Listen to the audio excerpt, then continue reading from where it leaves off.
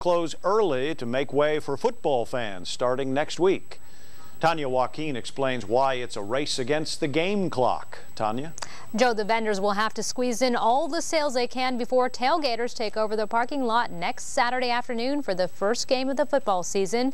That means business will take a backseat to football fans during the home games. During football season, the swap meet will open at 6 a.m. normal time but close 2 hours early at 1 o'clock. That gives vendors little time to pack up so tailgaters can come in several hours before kickoff. It closes at 1 o'clock. We try to have all the vendors out by 1:30. We do a sweep prior to 2 o'clock, and then we're ready to open up at 2:30. Last year they say 2 o'clock, so I don't know. This year they say 1 o'clock. Oh yeah, so that means we have to close early than that, right?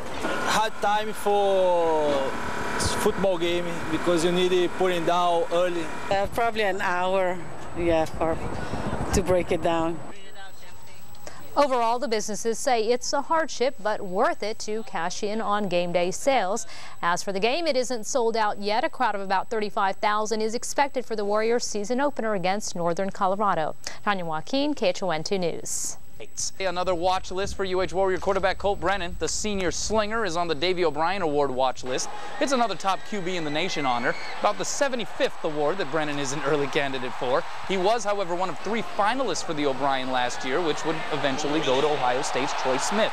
Warriors open their season September 1st against Northern Colorado. The haka is part of what made the UH football team unique last season. Taking nothing away from that, this year the Warriors want to try something new, something that says more about Hawaii.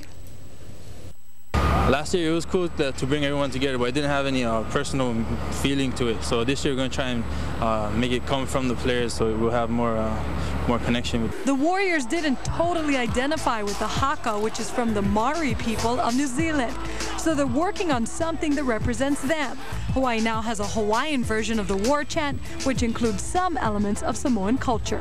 It's good. It relates more to me. Like I understand what they're saying, and I know where it's coming from, the background and stuff. UH players, no matter where they're from, Polynesian or not, had a say in the lyrics. The common theme was unity. It's just a team thing, and we represent the culture down here in Hawaii.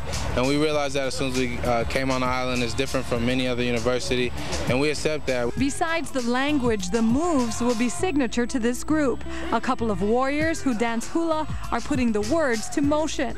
Outside of games, the new war chant will also be more private. Everyone thought it was kind of like a publicity stunt when we do it in front of people who we're not going to play. I mean, like as like a showcase of, oh, this is a haka. But this year it's going to have a lot more meaning to it. I mean, you're not going to see it a lot in practice or in like concerts or anything. It's just something strictly for us. You can see it for yourself at the season opener against Northern Colorado next Saturday, but not before watching Warrior football season of great expectations next Friday at 9.